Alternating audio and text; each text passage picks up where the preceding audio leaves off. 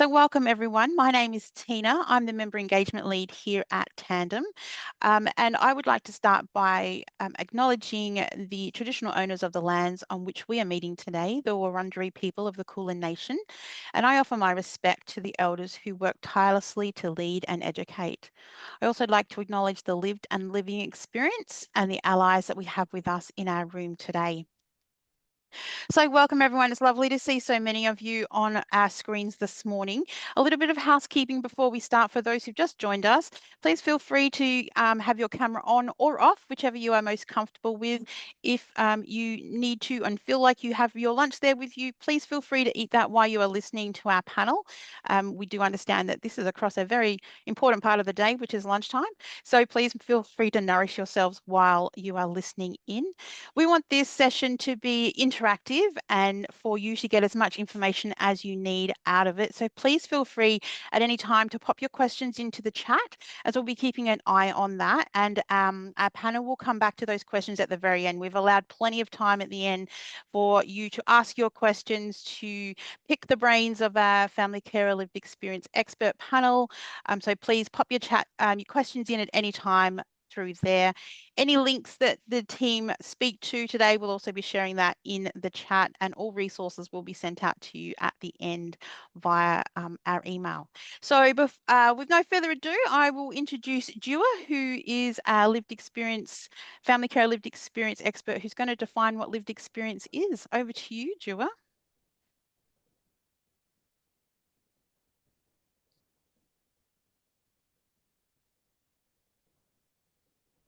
I think you're on mute, Dua. Sorry, can't hear you. Start again. Hi, Tina. Thanks for introducing me. I was just checking, can everyone see the slideshow that's Yes. up on the screen? Fantastic. As Tina said, my name is Dua Stoyanovska. I'm a family care research lead here at Tandem, and today I'm joined by my fellow panelists, Bruce Guest, who works for the Grampians Mental Health and Wellbeing Connect Centre as peer worker, Jennifer Bidet, General Manager, Connect Coordination Victoria and Workforce Supports here at Tandem, Kelly Stewart, Education Lead and Lived Experience Advisor here at Tandem today. Unfortunately, our fifth guest panelist, Lisa Casacelli, who's amazing, is unable to join us today because she's sick, but her name is also up on the screen. So as Tina mentioned, today we're going to talk about using lived experience for change. And myself and my fellow panelists all currently work in family care or lived experience workforce positions within Victoria. You can see my next slide? Great. I haven't used Zoom for a while. As Tina, the family care workforce emerged in response to deinstitutionalisation and the implications this had and continues to have for us as families, carers and supporters experiencing challenges, trauma and a lack of support from the mental health and wellbeing system. Since the 1970s, the workforce has engaged in activism, advocacy and relational work and continues to grow in strength, influence and reach. The family carer workforce reflects the collective efforts and impacts of families, carers, friends, consumers, service providers, and policy leaders who have paved the way for the employment of the first family carer workers in Victoria in the late 1990s. Since then, the workforce has expanded in number and scope, building our identity, values, principles, knowledge, and practice. And all of these elements underpin how we work today as family care or lived experience workers. So the family care workforce, I just wanted to give you a bit of background, is one of 5 distinct lived and living experience workforces here in Victoria. These workforces are made up of people who have personally navigated mental health and or substance use challenges, and they're known as mental health consumers or AOD service users. It's also made up of those who have supported or who continue to support others through these experiences, such as mental health families, carers and supporters, and AOD, and the families and supporters of AOD service users. Lastly, the mental health lived and living experience workforce in Victoria is also made up of people with a lived and living experience of drug use and overdose risk who are employed in the harm reduction sector, promoting the health and well-being of people who use drugs. Collectively, these workforces are united by the intentional use of personal, lived and living experience. Recently, the Department of Health launched 5 lived and living experience workforce discipline frameworks, which you can see on my screen here. There's QR codes below them if you want to check them out. Tandem and the Carer Lived Experience Workforce Network, otherwise known as the CLUE, partnered with the Department of Health to develop one of these, which was the Mental Health Family Carer Lived Experience Framework. So,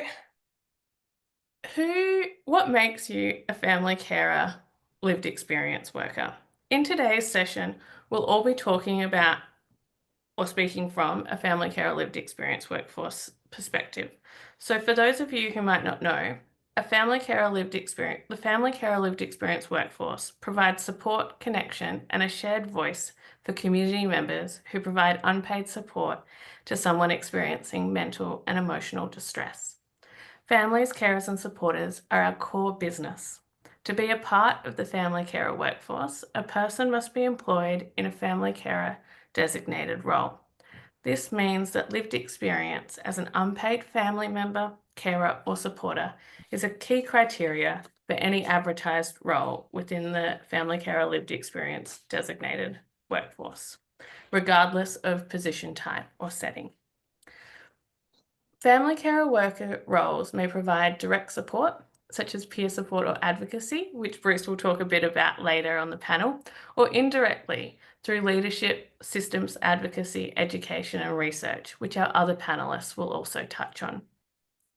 Family carer lived experience designated roles require us to specifically work from a family carer lived experience disciplines perspective.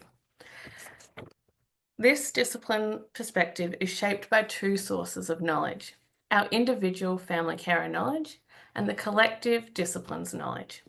These 2 types of knowledge come together to form family carer lived experience expertise. A family carer's individual knowledge is the lived and embodied knowledge that we as family carers enter the workforce with. It's built through our personal, unpaid experiences of supporting people with mental health challenges and through our own experiences of walking alongside them, navigating the complex mental health and wellbeing system. Beyond our own individual knowledge is the collective disciplines knowledge. It's shaped by the history of the family carer movement, but most importantly, it's developed through experiences in designated workforce roles and engagement with the wider family carer community. Working alongside other families, carers, and supporters, and gaining insight into the diverse range of needs and experiences in the community also expands our family carer lived experience knowledge beyond our own individual experiences. The capacity to consider and reflect on this contributes to expertise and underpins family carer lived experience workers' roles as change makers within the mental health and wellbeing system. So on the screen, you can see that it lists a variety of roles across that family carer workers are employed in within Victoria's lived and living experience workforces. Whilst there's a lot listed, around 80% of the family carer workforce is currently works in peer support and consultant roles.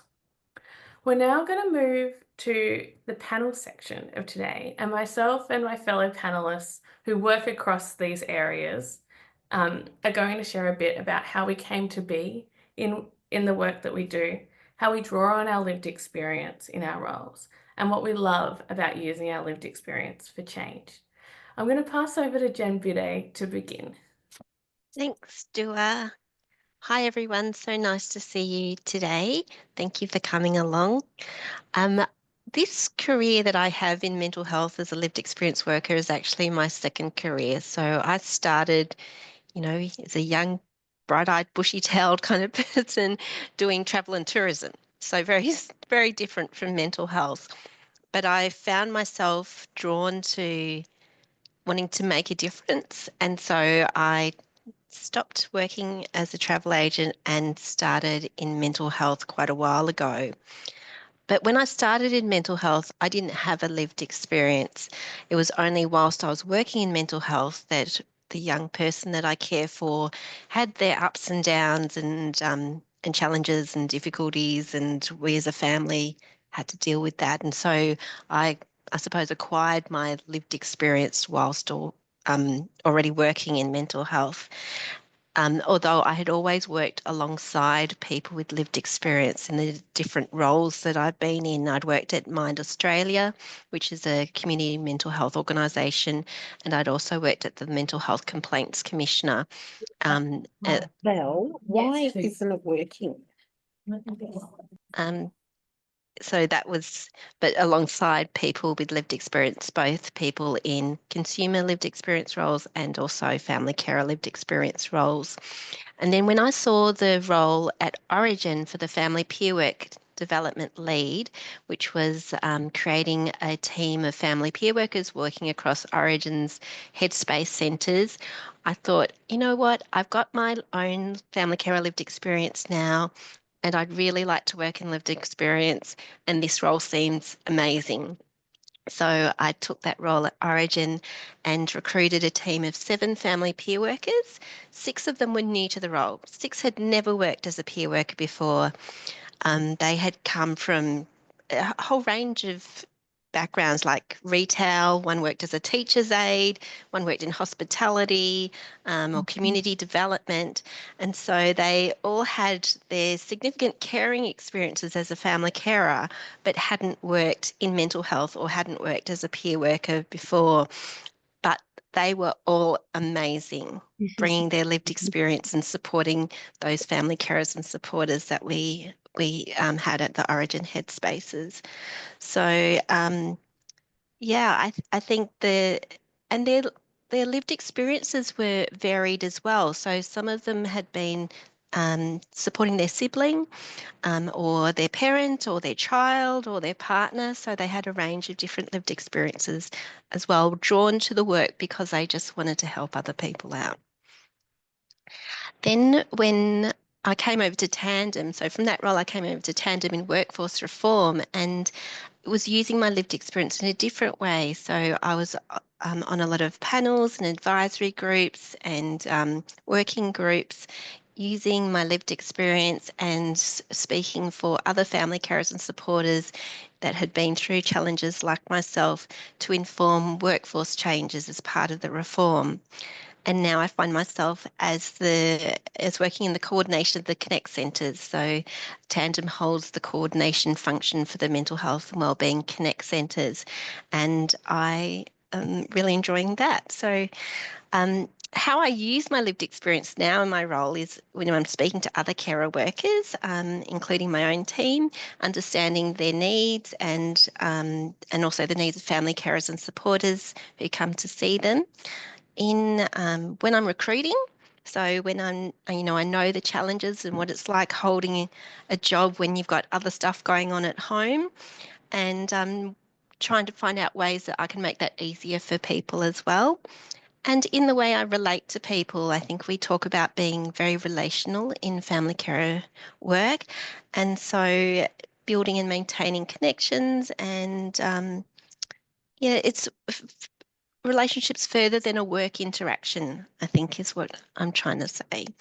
And that's one of the things I like best too, bringing my whole authentic self to work, understanding the competing priorities between being a carer at home and then working in the system as well, and finding strength in vulnerabilities. So I'm now going to pass on to, I think it's Bruce, isn't it? Is it you, Bruce? Thanks, Jen. Thank you. Alrighty, so my own pathway to lived experience work. I've worked in community services as a case manager for approximately 30 years. For most of my career, I've primarily worked with men to empower them to become better fathers. During this time, I was also a carer for 27 years, and I still am a carer for my wife and 3 neurodivergent children. In that 30 years, I've worked in corrections, ran a youth centre, spent many years in family services and men's behaviour change programs before I finally settled in child protection.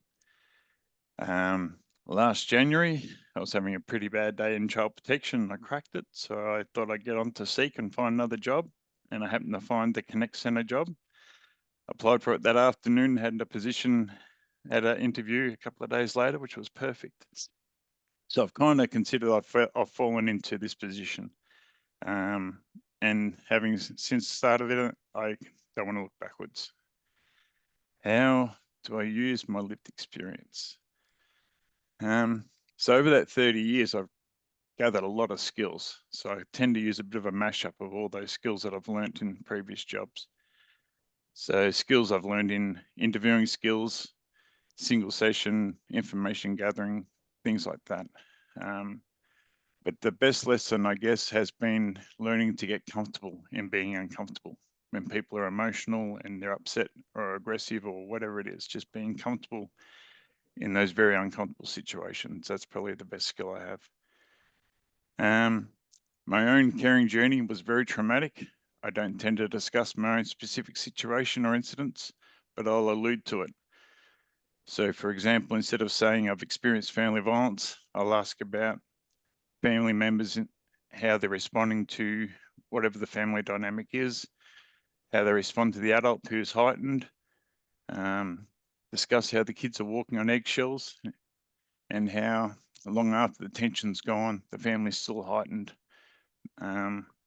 Just talking about those family dynamics that I can allude to, that I have knowledge in, without actually talking about the trauma.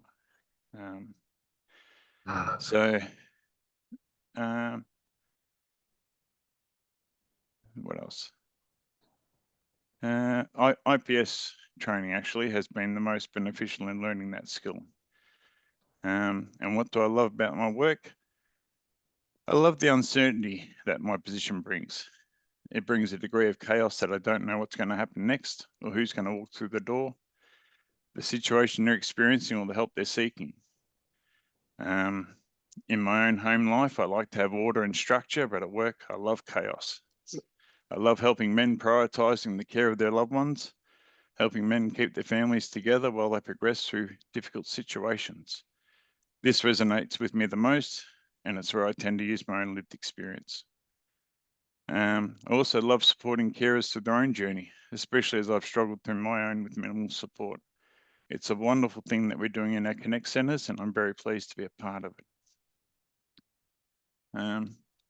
Alrighty, so I would like to hand across to Kelly, please. Thank you, Bruce. Thanks, Kelly. That was really interesting hearing about your pathway. So my pathway, it probably won't surprise anyone when I say that my pathway to lived experience work wasn't planned. I don't think that anyone's can be. It came from love, from pain, from necessity, from grief, and from a refusal to accept that the systems we have and the care available is the best that we can do. Professionally, my background is in clinical nutrition and medical education, and I spent over a decade working in health education and program development. But alongside my full-time professional work or paid employment, I was also doing a job that I never applied for and definitely didn't get any training in.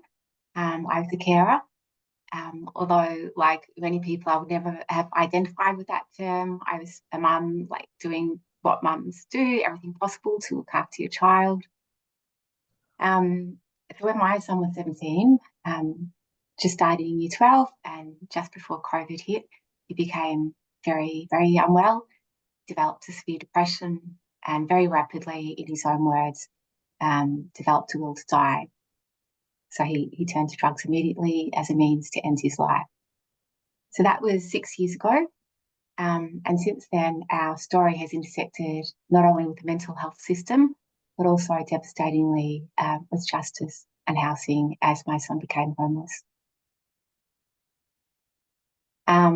So the relentlessness of caring for someone who is so unwell is something I know that most of you will be all too familiar with. Navigating systems and services that don't connect becomes your other full-time job. What I didn't realise back then was that these experiences would one day be recognised as expertise. So I didn't even know that lived experience was a thing until I saw the job ad for the role that I'm in now. And when I saw it on Ethical Jobs, I remember reading it and thinking, it's like this role was written for me. And it wasn't just the personal resonance, it was the professional side fit too. So now at Tandem, I use my lived experience every day within my work. So just to give you a little snapshot of some of the work that that I'm involved in, what you could do as a lived experience advisor and in an education capacity. In my lived experience advisor role, I participate in consultations and workshops, many related to reform projects.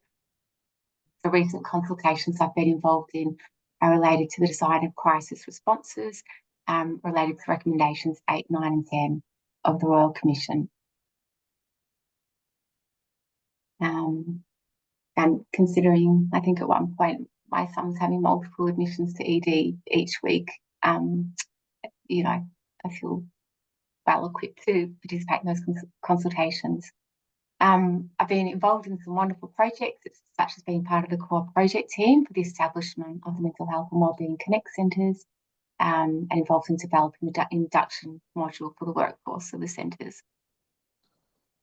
I've also served on the evaluation panel for tranche 2 of the local mental health and wellbeing services. And this was early on in my role at Tandem, and I felt immense gratitude that I got to do this. So to have been voiceless and powerless for so long, it was almost astonishing to me that people had to listen to me and my opinion counted. So I brought a carer's lens to the table and not just in a tick box capacity. I also sit on committees with the Office of the Chief Psychiatrist, and I support other carer representatives in their roles on the committees they are involved in. Next Monday, I'll be speaking at one of their roundtables. This is for the complex needs panel. That's been a very difficult space for me to be in personally, because these are stories that are closest to my own. There have been times when I thought about stepping away, that I stay because that's where change can happen, at those points where systems overlap and people are at most at risk of falling through. So some of the things I do in my education role, I'm involved with Jen in leading the delivery of the Tandem workforce with families, carers, the Tandem working with families, carers and supporters learning modules into services. So these modules are all about supporting clinicians with family inclusive practice and educating them on the legal and professional responsibilities to families, carers and supporters. There's also a module which is specifically for carers, empowering them in their advocacy for the person they support, as well as for themselves, and includes information about carer rights. And some of you here today may have attended the pilot that we ran of that module just last month. So Lisa, who's not here today, and Jen and I are excited to be heading to Wangaratta and Shepparton next week to deliver training to clinicians at Goulburn Valley Health and to the carer community at the Connect Centres. So what I value most about this work is that I don't have to separate my professional and personal anymore. I get to bring all of myself to my work. I work in a team where I don't have to hide, but I'm still caring for my son. There's no fear of being judged, no stigma, and that makes a huge difference. As well as that, I'm still growing professionally in the areas I'm passionate about: education, program design, system change, and I get to do that while contributing to something that matters so deeply to me. So some of the challenges, it's not always easy, and I feel like I was quite naive in the sense of the money that can be wasted, money that has been poured into a lot of consultation and design work, only for there to be a change of government or within government or a change of the physical environment and that project is shelved. So when you know how desperately that support is needed, that can be hard to fit with. But I'm constantly reminded of the commitment in this space. I see real compassion, commitment, and a genuine desire to make things better for people experiencing mental health challenges and for their families, carers, and supporters. And I really do love and feel privileged to be working alongside such passionate people and have this opportunity to make a difference. And yeah, just before finishing off, I'd also like to make a mention that I think this has been sort of quite healing for me to be working in a lived experience role. So that's my pathway. Thanks for listening. And now I'm going to hand to you, Julia. Thanks, Kelly. I loved hearing you speak. Just then, so much of what you said resonated with me. As I said before, my name is Julia Stoyanovska. I'm a family carer researcher lead at Tandem, and I'm also a family carer academic at RMIT. My lived experience has been as a younger carer supporting multiple family members across several generations. And being a family carer has affected every single aspect of my life and has shaped me into the person that I am today. As I said, I have a background in anthropology, and when I was studying at uni, I had experiences of participating in research from a family carer perspective. And I could really see in that, really see and feel in those, across those consultations, the differences in how consultations were run when they included family care facilitators and the effect that that had on me. I have a background as an anthropologist and have previously worked in social support roles in the community and in research positions at several universities on health-related projects with First Nations communities in remote Central Australia and culturally and linguistically diverse communities in metropolitan Melbourne. These projects focused on lived experience and issues of accessibility, relationality, marginality, and exploring how care practices, policies, and resourcing shape whole families' experiences of well-being. Whilst these projects focused on lived experience, they focused on other people's lived experiences and not my own, and not in the area of the mental health and well-being system.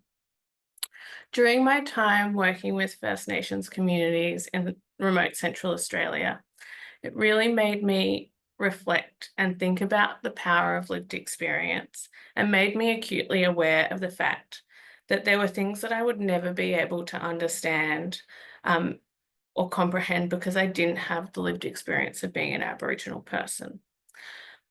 It also made me really look into my positionality, and I became I kind of had this growing uncomfortability that whilst I was an ally, I didn't want to be taking up space and representing Aboriginal people because I didn't come from that perspective myself. It made me think deeply about the power of representation and how families and carers are represented within the mental health and wellbeing system, but also within academia and the research products that are produced about us. It also made me come to realise the power of my own story as a younger family carer. When I was trying to kind of go off and do a different kind of life, it was really difficult to live away from my family members who I had supported for so long that lived on the southeast of Australia, and flying back and forth between the desert and Melbourne was really difficult, and it kind of split my life across a country, and it made it feel even more fragmented than it already did. So as I moved back to the southeast coast, I reflected on my experience of having been a participant in family care, in research around family care matters, and it made me think about pivoting in my own career into wanting to work in the family care lived experience space. I've now been in the lived experience workforce for just over 2 years and have worked as a co-lead on the mental health family care lived experience workforce discipline framework, which I presented on earlier in this session. and have been involved in projects focused on mental health, family carer rights and advocacy priorities, and have led and continue to lead work in the family carer lived experience workforce space in Victoria. I've also had the opportunity, like Kelly, to be a part of committees and advisory groups where I draw on my own lived experience and the lived experience that I've learnt about through my role as a family carer. Being a family carer researcher has led me to think more deeply and carefully. My lived experience shapes the way that I interact with people and develop research projects. It also helps me to develop rapport and safety with the family carers I'm facilitating engagements with.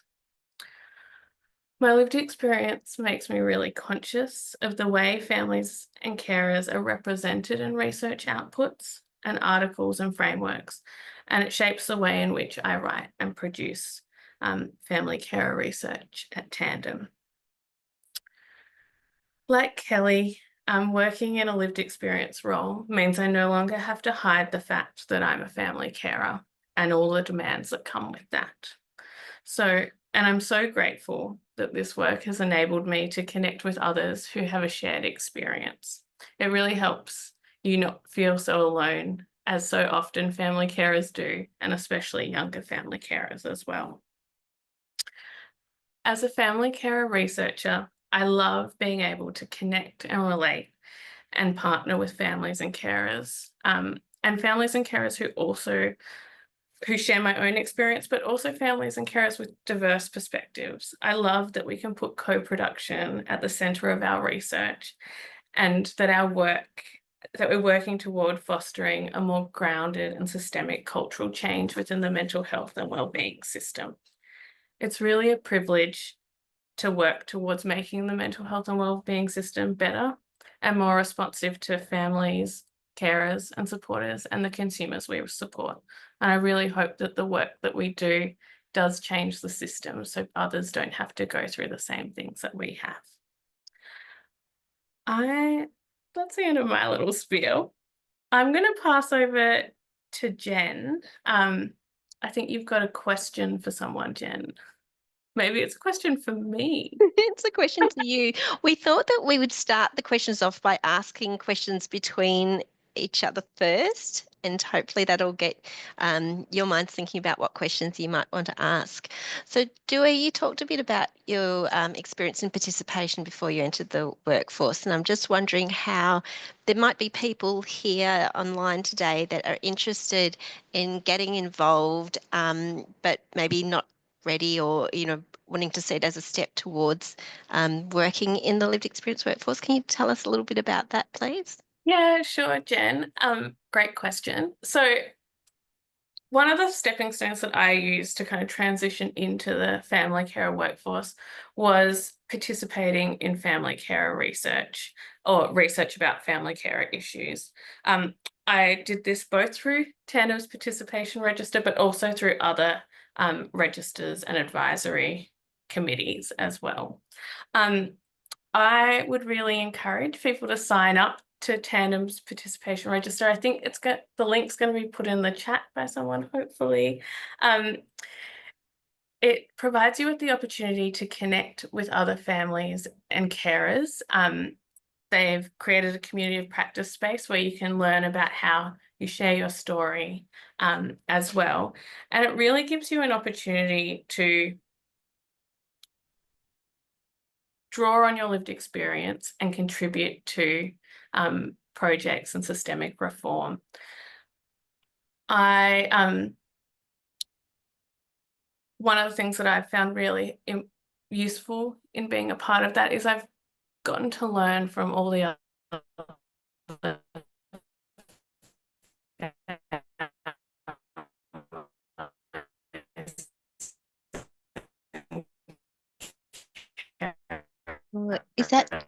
Is that Dua's line not working that well? Part of the register and go now. Sorry, Dua, I don't think your line's that good, but I think the main message was about signing up to be part of participation registers. And I know that Lisa was also going to talk about the CAGs, or the care advisory groups, that are linked to different services. So most of the area mental health services, the clinical services and the community services have their own carer advisory groups. And that's another great way of getting experience, using your lived experience, and working kind of to improve systems as well. I think Dua was. I'm Oh, Dua, I'm you're back. back. So sorry. That's okay. I just filled in about Lisa's bit about the care advisory groups too. Oh, fantastic. I'm not sure how much you caught of what I was saying before, but I'm aware of time, so I might pass over. I might direct my question to Kelly now. Kelly, I was wondering, we've talked a bit about the people being able to join in the participation register as one way in which to get experience in joining the lived experience workforce, and Jen talked about participation on advisory committees. I was wondering if you knew about any training that might be available for people who are interested in joining the workforce, or for new family care and lived experience workers. Yeah, thanks, Joa. This is a really good question. Funnily enough, I anticipated it. I've got a few notes about this.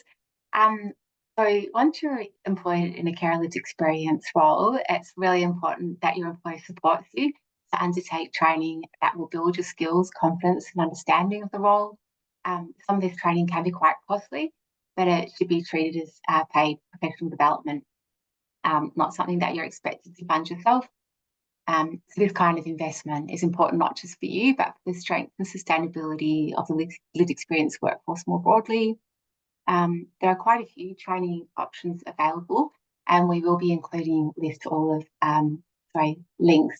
the training opportunities in the resources that we'll share with you after this session, so you'll be able to explore them in more detail. So I'll just talk to some of what's out there. One of the key ones is a certificate in mental health peer work. So that's the national qualification for peer workers, and that can take about a year to complete, and is available part-time and full-time, and it's offered through various providers such as Swinburne and RMIT. There's also the Peer Cadet program through Minds Australia, which is specifically designed for people new to the peer workforce, including family and care lived experience workers. So this is a paid 10-month program that includes hands-on training, mentoring, and work placement.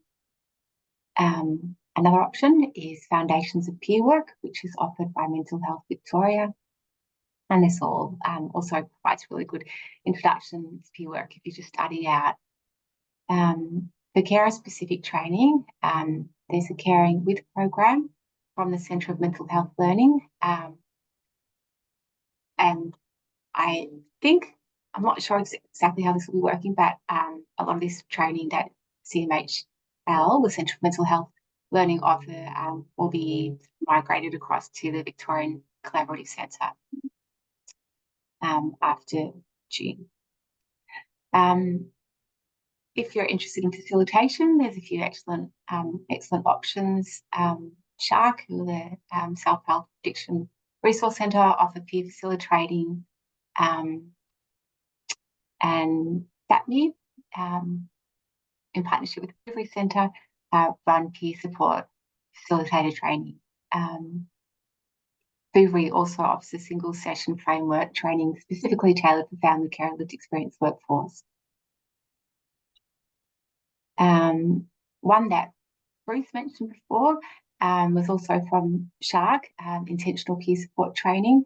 And during our chats during the week, Bruce just commented on how invaluable that training was for him. Outside of formal training, it's also really helpful to stay connected with the broader lived experience sector. In Victoria, there's some key peak bodies whose websites are worth visiting, and I'd encourage you, if you're interested in going into this work, to sign up to receive newsletters. they'll often share free webinars, learning opportunities and ways to get involved. As Dua mentioned, there's Tandem have a participation register, so you can get involved if you're a member of that register in focus groups, committees, advisory groups, projects working groups, and evaluations.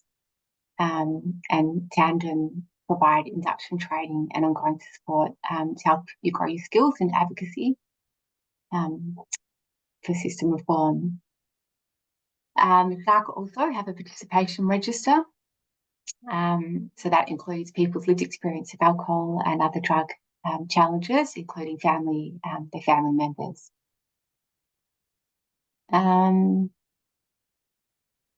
So yeah, I'd also suggest keeping abreast of activities and learning opportunities at the Victorian Collaborative Centre for Mental Health and Wellbeing. So for those of you who haven't heard, this is a new centre that was established as a recommendation of the Royal Commission, and it brings together lived experience workers, researchers and clinicians, and aims to integrate treatment, care and support with research and reform. And Tandem and DMIAC are both lived experience partners in the centre. Again, as I mentioned, we'll include all these links in the follow-up resources, so you can check them out at your own pace.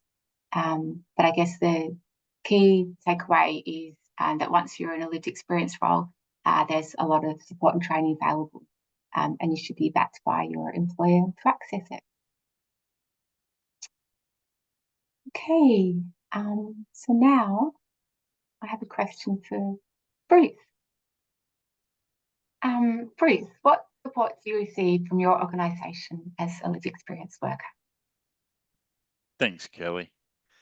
As you mentioned before, Kelly, I'm a big advocate for the intentional peer support program as being one of the most beneficial components of my job. I rely on that heavily. I regularly participate in the Carer Lived Experience workshops, which are really good. I also receive formal supervision through the Access to Supervision project with the Centre for Mental Health and Learning, and also have informal supervision as needed with my manager. We have regular staff meetings and collaborative meetings with our staff in our regional area of the Wimmera.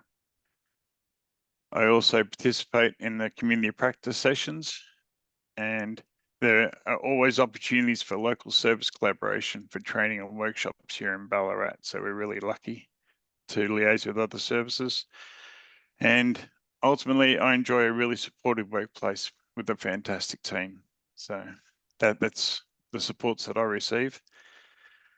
So now I've got a question to ask Jen. Jen, where should people look for lived experience jobs, please? Well, I think the two main places are seek.com and Ethical Jobs. Most of the jobs are advertised on those two platforms, but you can also go to the individual workplaces and look up, Mind, Nimi, Wellways, and then the hospitals as well. Sometimes people ask me, how do you search for it? Because how do you know what to search for peer roles to come up? So if you put in peer, if you put in lived experience, you'll generally find that most of the jobs will come up, but they will be consumer peer worker jobs as well as carer peer worker jobs, and consumer lived experience as well as carer lived experience. So when you go through them, just be careful that you're actually applying for a job that's relevant to what your lived experience is. I just wanted to let you know that just today I get all the alerts for what jobs are coming up, and all the peer cadet traineeship jobs have been advertised. So Kelly mentioned that Mind Australia is coordinating that program. The program is actually in a whole lot of different services, and they're all advertised on Ethical Jobs today about all the jobs available. So yeah, do have a look for that. I'm going to pass back to Tina. I think there were some questions in the chat, Tina. Thanks. No worries. Thank you very much, Dua, Jen, Kelly, and Bruce. We really appreciate you sharing your stories and the pathways into your lived experience roles. And yes, you are correct. There are some questions in the chat, and we do encourage you to continue those questions coming in because we have plenty of time and we would love to get through all of them. Alternatively, you're welcome to pop your hand up if you would like to speak to our panel directly. But first off, David would like to ask Bruce why you found the intentional peer support training so beneficial. Alrighty, good question, David. For me personally, my caring journey has been a pretty traumatic one. I nearly quit this job because I was too worried about traumatizing people with my experiences. The IPS training put all that in perspective for me. It's given me the skills to connect and relate to someone without actually sharing those experiences directly so that I don't actually traumatize another person. And for me, that's been my saving grace in this job, knowing that I can actually work with someone and not traumatize them. That's why the IPS is really beneficial to me. Yeah. Thanks, mate. Brilliant. Thank you, Bruce.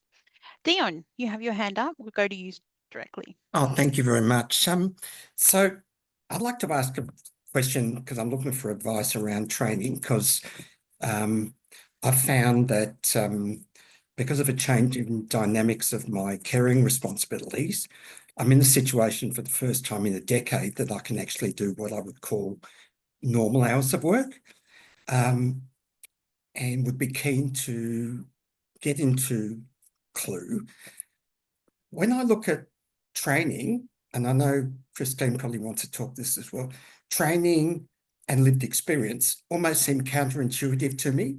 So we've got lived experience. Okay, yes, we should get training once we're in the role. Is it possible to get into Clue workforce based on your lived experience, or do you need the training to get in the first place? Because, as I said, I've had 10 years of lived experience in mental health, and I've had 70 years of lived experience on this earth. So I suppose I'm looking for advice around training to then support me to get in there, or ways to get in there using my lived experience, and then obviously doing the additional training once I'm in there. So if I could get some advice, that'd be fantastic.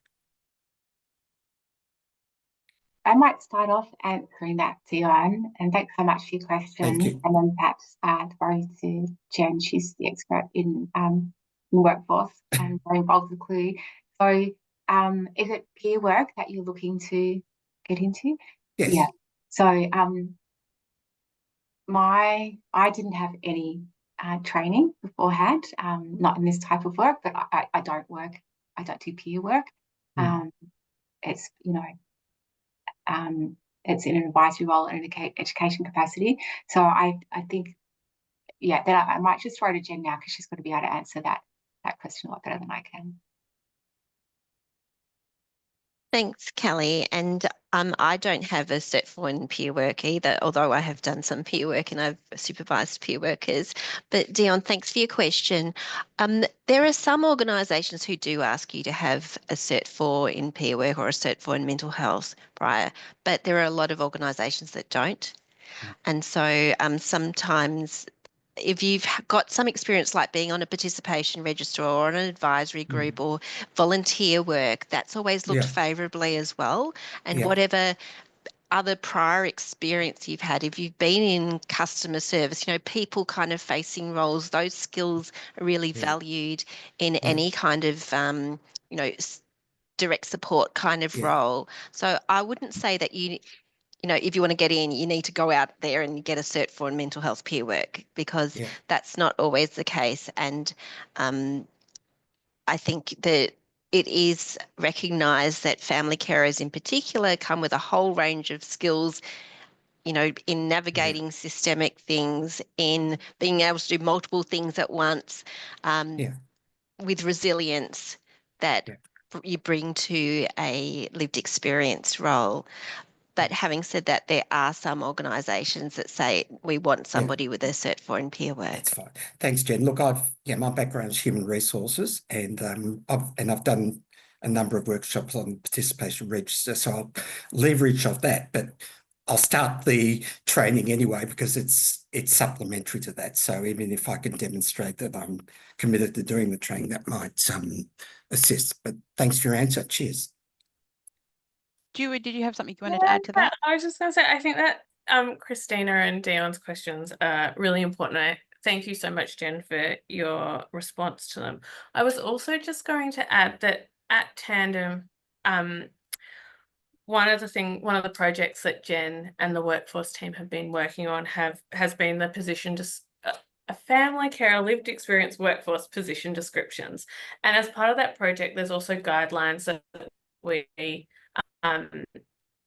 suggest to organisations in their recruitment of family care. One of the things that Tandem's really tried to highlight, it doesn't necessarily, like, someone doesn't necessarily have to have the tertiary qualifications for the job. We shouldn't just look at kind of professional credentials. We should take into consideration just as much their family care lived experience. And I think that one of the things that the family care lived experience workforce does do is it allows for family care workers, such as myself, who had been out of employment or have had fractured employment, to be able to rejoin the workforce. And I think it's actually quite a radical space to be in, because it provides equity and opportunity for family care workers. So I would really encourage you, even if application says, preferred to have family carer peer training or mental health cert, I would encourage you in just getting in contact with the organisation, because I know that a lot of our Connect centres, I think they hire people without that qualification, and training is provided within these roles as well. And especially once you join the workforce, there's training around how to share and use your lived experience purposefully. And I'd really encourage people who may have newly joined or who are looking to join, to think about that particular aspect of development, because I think that's one of the most challenging things about joining this workforce, as Bruce talked about previously in his response to Kelly's question. Thanks, Tina. Thanks, Dewar. That's great. Adrienne has also asked, she would like to get into peer advocacy work for mental health and neurodivergent. How would you suggest to do this? From any of our panel who may have some insights. I would say that's a really tough question, because I think a lot of our family carer, peer workers and people who work in lived experience, there's so much intersectionality between neurodivergence and mental health, and that I don't think there's roles specifically for that crossover or that speciality. But I think that you would find that a lot of the peer workers are working with people whose the person that they're caring for has got some kind of neurodivergence as well as mental health issues.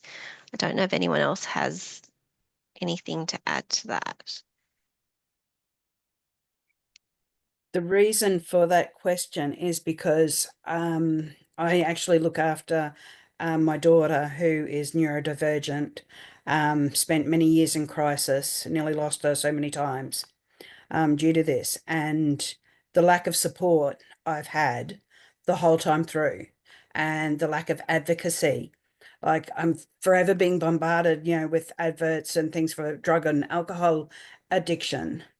But it's like, there's a lot of neurodivergent people that suffer badly with mental health, and they don't get as much recognition or as much help as a lot of people in other sectors of mental health. And this is something that I really, I feel, for me, there needs to be more help for especially carers, because unless you've been a carer for someone with autism and things like that and mental health, the struggles that we have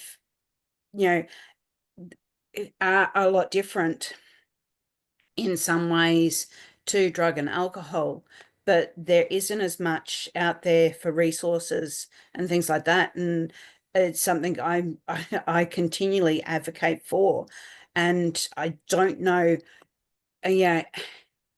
where to go to actually, I don't care if it's voluntary or if it's paid work, but it's just something I want to sort of be more involved in and advocating for, you know, more help for not only the carers, but, you know, the people we care for as well. Thanks, Adrienne. And I think you have some really valid things, and it's so great that you've been doing all that advocacy work on your own. And I totally agree that there's not enough for people with neurodiversity and mental health issues.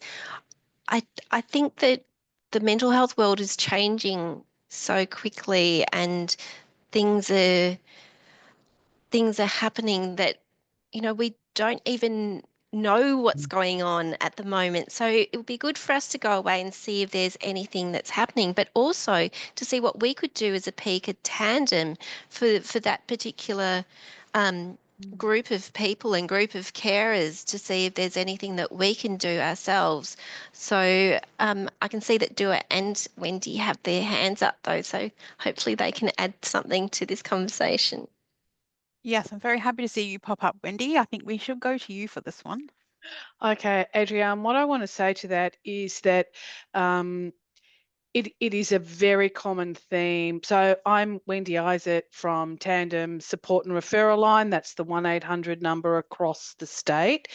And your story is very common in terms of that intersectionality with neurodiversity and mental health.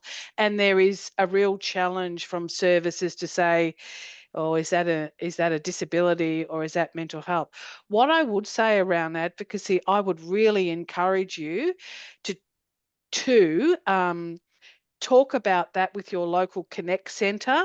We really want the Connect Centres to be supporting family carers in a way around advocacy that our Tandem referral line cannot as a telephone service. So what we do in terms of advocacy is try and provide you with the skills and information to advocate for yourself. But sometimes you need that person in your corner, and we hear that a lot. You know, I need someone to attend that family meeting with me. I would be saying, ask that at your Connect Centre, because if you're not asking for those services, they don't know that that's what family carers want. But your story is not unique. But I want to actually go into that type of role in helping other in helping carers, you know, to advocate, because I've been able to do it myself for my own daughter, but I do have a lot of, you know, because I'm involved with a few Facebook groups in relation to that. I do notice that everyone's, you know, asking the same questions and feel like that they are alone in it. And I was like, I know what it's like to be alone, and I just want to get into that type of role to help other people, you know, navigate these systems, because it's really hard to actually find where to get that help. And I'm forever finding myself in a, you know, in a space where I'm actually directing people in to go and get those services. So that's why I'm sort of looking at, you know, going into doing that and advocating, you know, helping other carers advocate for that, because, you know, there is that, you know, lack of knowledge out there for where they can get help. And can I say with that, today we have the closing application for our 1-800 Family Carer Peer Support Advisor, which is working on our 1-800 line. And can I say we have, at last balance was 75 applications. So there's 75, it is such an area that people so want to get into and so want to be part of. But in saying that, in terms of, there are some things, especially in this role from our 1-800 line, that I would say, yeah, you know, we're very open. And I've seen in the chat, you know, about some people having qualifications in social work and other kind of degrees. And I think that perhaps builds on some of the theoretical perspectives that people can call on, because our line, even though it's not a crisis line, 98% of the calls are crisis. So it's about how do we protect our workers on that line as well. So we, you know, organisations need to make sure that they're providing peer supervision, need to make sure that workers are supported in being able to consistently show up every day, listening to those kind of calls. I think for those people who know me on this line, when I talk at Tandem Time, no one calls our 1-800 number to tell us good news. Never is there good news. So it's about making sure when people do come into this role that they're well supported. But it's on ethical jobs. Have a look, and you've got until 5 o'clock. Hey, is it okay if I also just jump in? I want to say thank you, Adrian. Your question's really important, and as someone who also supports a family member who is neurodivergent, I feel you in that. I know Jen mentioned before the mental health and wellbeing connect centres, and I think Wendy mentioned it, but from what I'm aware of, there are several of the Connect Centres run groups for neurodivergent, and I'd really encourage you to reach out to your local Connect Centre, not just in I want support from you capacity, but maybe in reaching out to them and having a chat about whether or not they have a group like that, or if there's capacity for you to become part of one of those centres and bring your expertise in that area. I also wanted to say that it seems like you're also interested in kind of systemic advocacy work as well as direct peer support work. And there is a research and advocacy network, which is a grassroots Victorian collective of family care researchers. And if you are interested in reaching out, their name is FACRAN. And Tandem helped in the development of that grassroots collective. So that's more of a place to kind of toss around ideas and develop research. But I would encourage you, if that's where your passion lies as well, to reach out and become a member. What was that? What was that again? Can you type it into the chat? Because you're breaking up. Yeah, I'll do that. Thank you. Thank you, Dua. Thank you, Adrian. Thank you, Wendy. Karen, thank you for your patience. You've had your hand up for a little while. You will need to unmute yourself as well. Yeah. Sorry. I thank Adrian, Jaron, to ask those questions.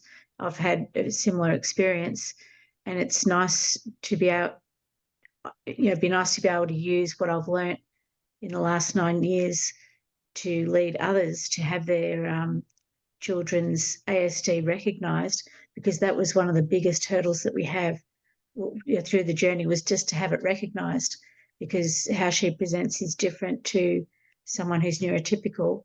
And we had clinicians not believing that she was having psychosis when she was, just because it presents so differently.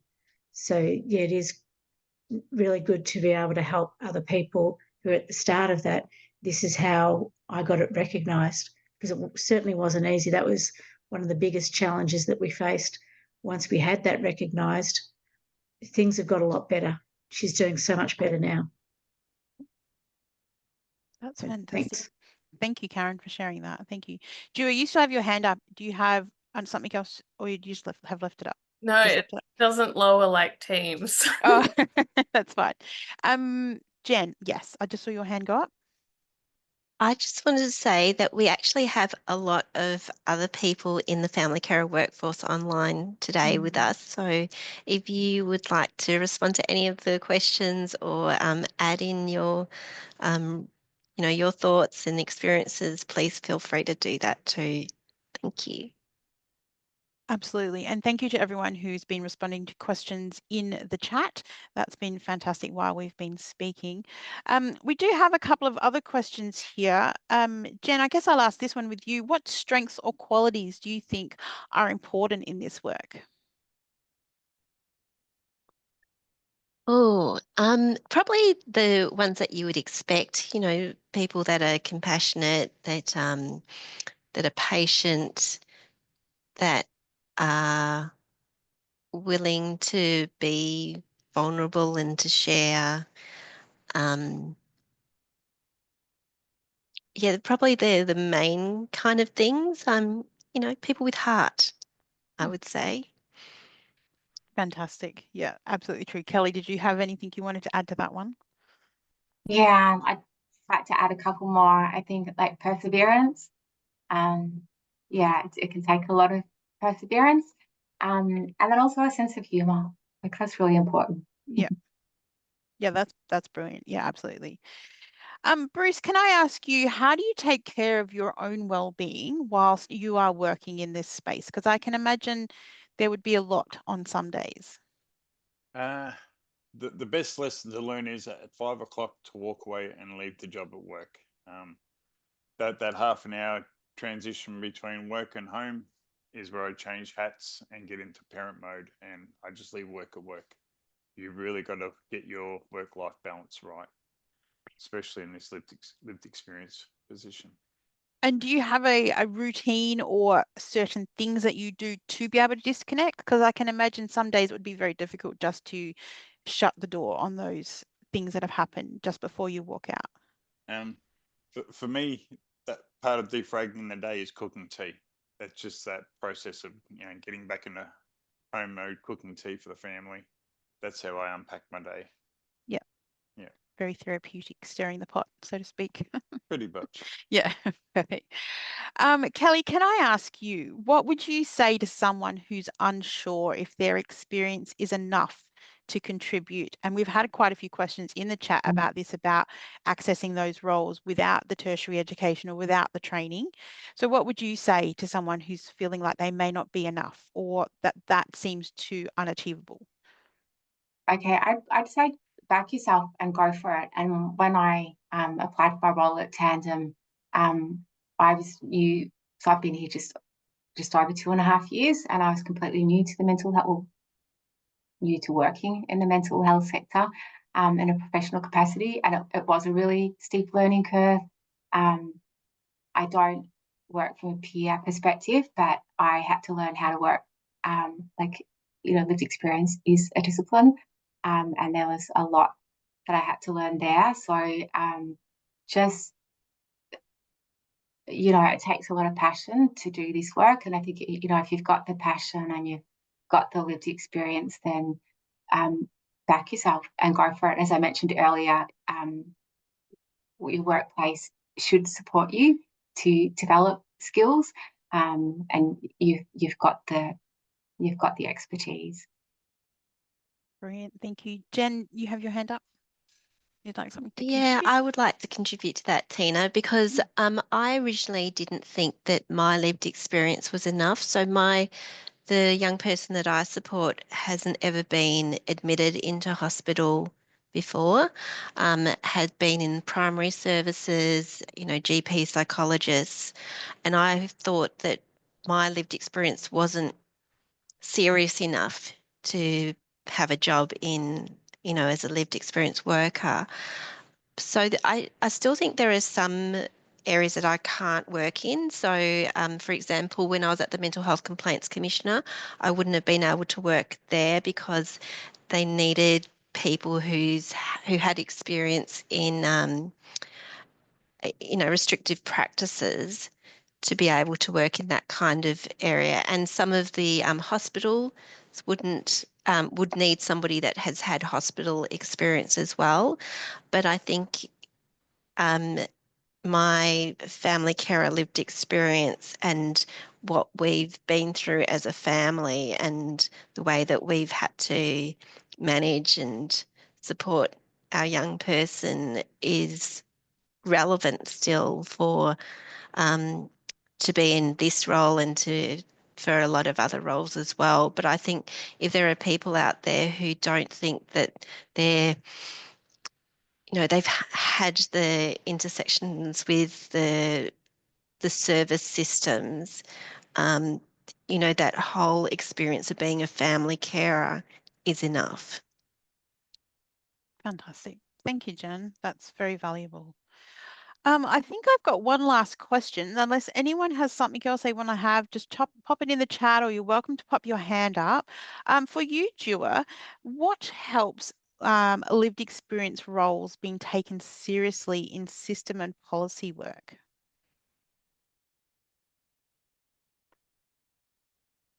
Thanks, Tina. That's a very big question to ask. I think it's not about whether or not we're good enough or as family workers, but actually it's a whole of society approach to recognizing that a lived experience is, and I think my internet connection is dodgy. But I think one of the things that having lived experience work for people in the lived experience workforce is we're actually promoting and creating awareness around the family lived experience. And that is promoting, I think, respect and experiences of families and carers. And it also creates an environment where people understand and value our expertise. So I think that there is power in numbers in this space.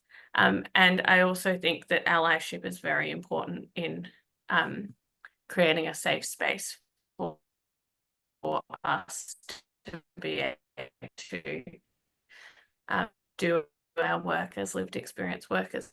I notice that there's a few, I keep on cutting out. Yeah, you do. Your internet's really bad. Kelly or Jen, are you able to fill in some of those gaps where I don't know what's going on. she dropped out? Kelly, are you able to fill in some of those gaps where she might have dropped out? Tell you the truth, I was looking through the chat and that's okay. I'm not sure if I'm That's going to fine. repeat something that Jua was saying. Had she made a mention of the discipline specific framework? I think so, yes. She had, yeah, because yeah. Okay. I'm not sure that I have anything else to That's say. fine. We can if people have questions that haven't been answered or want to know a little bit more, you can certainly get in touch with us afterwards, either through members@tandemcarers.org.au or through our info line. But Evelyn, I see you have your hand up. Would you have got something you would like to ask? Just quickly, I'm just curious about that application that's ongoing. You mentioned that the ethical, jobs for the 1-800 number. And from my understanding, you mentioned that there are about 75 applications at the moment. I'm curious in that process, like for example, how many people would be eventually be hired for the role? And what would make a person stand out? Well, that's a good question about standing out. Jen, are you able to answer that one? I'm trying to do two things at the same time. Standing out in an application. I believe so, yes, through ethical Okay. jobs and having so many people applying and how many would get the job, that sort of thing. Okay. Number one thing is saying that you have a lived experience. You wouldn't believe how many job applications we have for lived experience roles, and they never say they have a lived experience, and so it's unclear whether they have a lived experience or not. So that would be the number one thing. So making it clear that you do have a family carer lived experience. The other thing I would say is any kind of relevant experience. So I think I was talking before about, people experience, that you've had some kind of, exposure to working with people and how you've gone about that. I'm just thinking off the top of my head, obviously. Yeah. I think what other work experience that you've had and also what you might have learned as a carer. So your resilience, you have learned about navigating a complex system, and possibly what's drawn you to the work. So why are you applying for this particular role? Would you say terminology plays a big part in that, Jen? Just on you saying, using words like lived experience and experience with systems and things like that. Would you say using specific terminology would make them stand out as opposed to more, so I suppose, layman terms? understanding that sort of industry sector knowledge? Possibly. I think it's really, you can really tell applications that have done some homework. So if you're advertising for a family carer peer role, for example, then you would want that person to have looked up what a family peer worker does and have some understanding about how their skills can then translate to being a family carer peer worker. Yep, makes sense. Yeah. Yes. Yeah. Well, So doing the homework. Yeah. And maybe those people that don't even talk about their lived experience haven't done their homework, and so they didn't even know what lived experience was when they were applying for the job, and that's why they didn't mention it Potentially. at Yeah. all. Yeah. Yeah. That's great. Yeah. Good to know. Thank you. Dion, I see your hand. I see yours too, Kelly. We'll come to you in a minute. Yeah, I was just going to someone in a different lifetime who did a lot of recruitment. I was just going to reflect on that. So if Wendy's got 75 applications, she'll have 175 by tonight. One of the things that I found was very useful with candidates was you should always find out who is recruiting and make a targeted call. Talk to them about it, because I have found that if you do that as a recruiter, you'll look out for that person's resume. Ask intelligent questions. Well, they're all intelligent, but ask questions. Promote yourself in many ways, but also ask questions about the role, because that does leave an impact on the person doing recruitment. Because I think we used to say that the average resume is looked at for 20 seconds. So you do need to differentiate yourself, and that can be very, very useful. So good tips there. Yeah. That's also a good way of getting to know whether you want to work with that person as well, once you get to speak to them. True. I see your hand, Kelly. Lisa in the chat has put, is it usual for a lived experience carer family worker to still be in an active caring role? Could I answer this one, Tina? You may. Sorry, Or Kelly? I was just wanting to respond to Evelyn's question still. Sure. Yep, sure. Yeah, we'll come back to Lisa's then. Yeah, go, Kelly. Yeah, I think that was like a really great question, and thanks for your input and suggestions as well, Dion.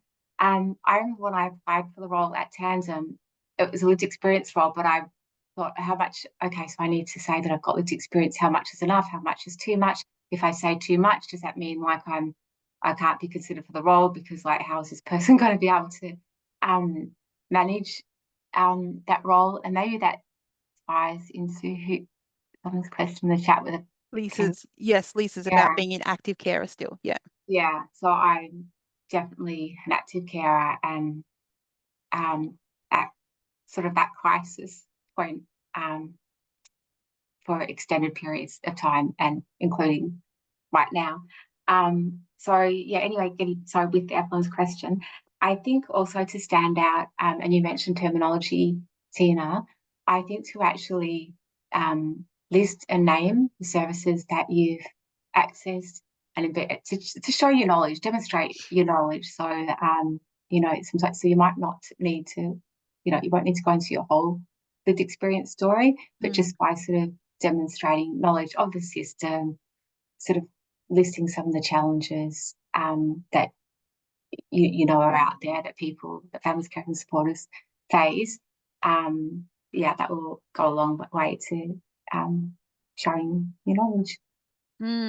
Yeah, that's fantastic. That links back into what Bruce said earlier about being able to relate to the people he sees without having to tell his own story or relive his own traumas in that space. So I guess your research, understanding what you're applying for and speaking to the people, that's all really great advice. Thank you. Evelyn, you have your hand up. One last question.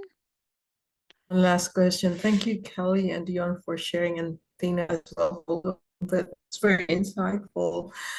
Quick question back to Dion, and it's a really great tip to reach out, coming from your HR expertise about reaching out to the person recruiting and understand and asking questions.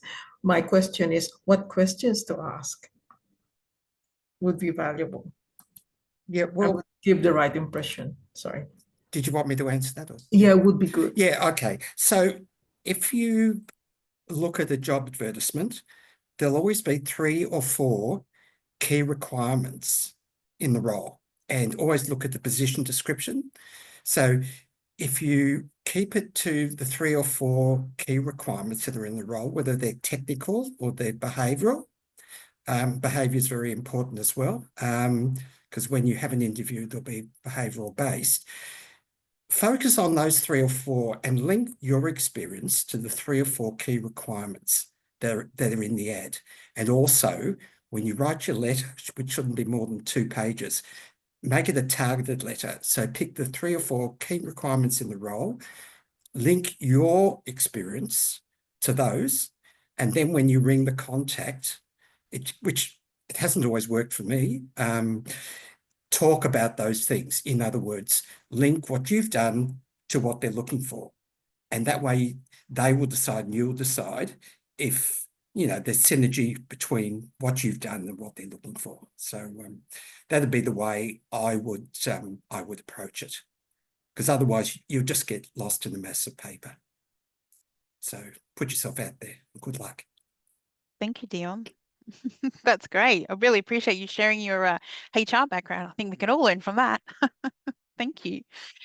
Awesome. Yes, and thank you to everyone who has put some great questions in the chat. Thank you to our panel for all of your insight, your knowledge, for answering the questions.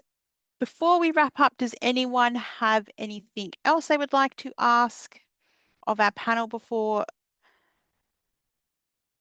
we go? No, brilliant. Thank you, everyone.